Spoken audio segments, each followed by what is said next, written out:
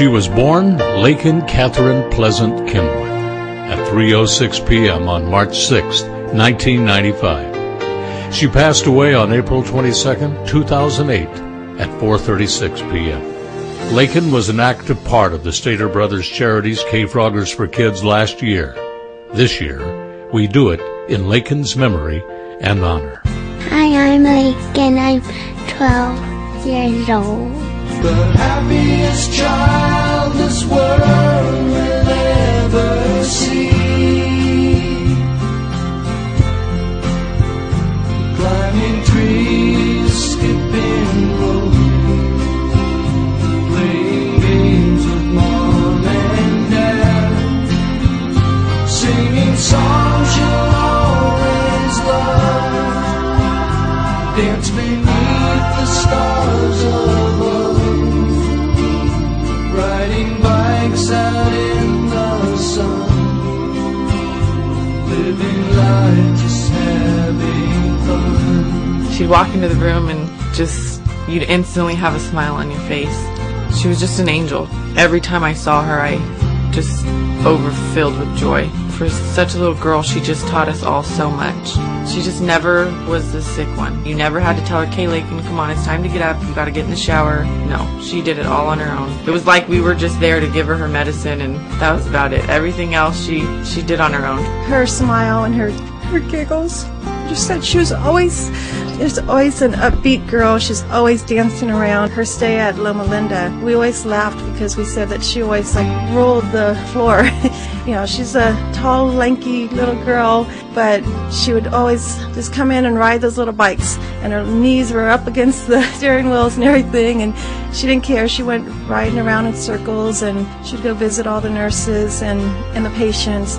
Laiken was my granddaughter. My son met Stacy about 4 years ago. They got married.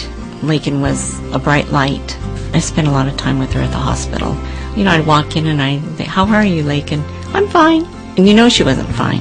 I watched her endure all the suffering and just never complain. And I know that she's a little angel in heaven right now.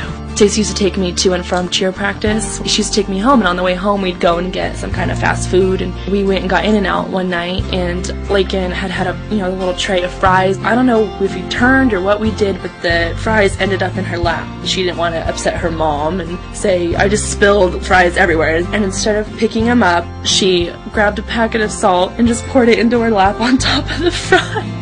One time she was in the hospital, and I was talking to her on the phone, and she was more concerned about an injury I had to myself than herself. You know, that's just the way she was. She never complained, and the amazing thing is she never actually even questioned why she had leukemia. She was a child that didn't care that she was sick. She had tubes all over her, and she wanted to get out of bed and go play with the kids next to her. She didn't focus on that she was sick. She never said, "I'm getting worse, I'm getting better." She just dealt with it right there in the moment. She loved laughing and always happy, and I loved her to laugh. She'd text me at midnight. She'd be like, "What are you doing?" And I'd try to be like, "I'm sleeping," and she'd want to talk. And we always got along. We were like sisters. We had just moved into my house. My room was spotless, and I loved it. And she brought up a cup of punch, and of course she was the first one to spill. And I was so mad, but now that spot is still there, and I think of her all the time. And I don't want to clean my rug because it reminds me of her. She had a shirt that said, "I'm going to be a big sister." She didn't get to be a big sister. She passed away in April. The baby was born in August. She just had this smile that just absolutely lit up everything and broke your heart at the same time. Just so precious. Well, I remember the first day I met her. She was this little girl, and she had a little mask on her face, and she was kind of standing behind her mother. She just kind of peeked around the corner, and we made eye contact, and I just fell in love with her. That little girl had more courage than anyone I've ever met. When I thought I was having a bad day, I would just think about Laiken, and I have no bad days. Laiken really just loved life no matter what. We could be at the clinic all day. On our way home, she's thrown up in the car. We get home, we change into our cheer stuff, and we head to the park, and Laiken's out on the field. And she's wanting to cheer with all the other girls. It was like she was never at the clinic, or never sick that day. It was an ordinary day. The happiest child this world will ever see.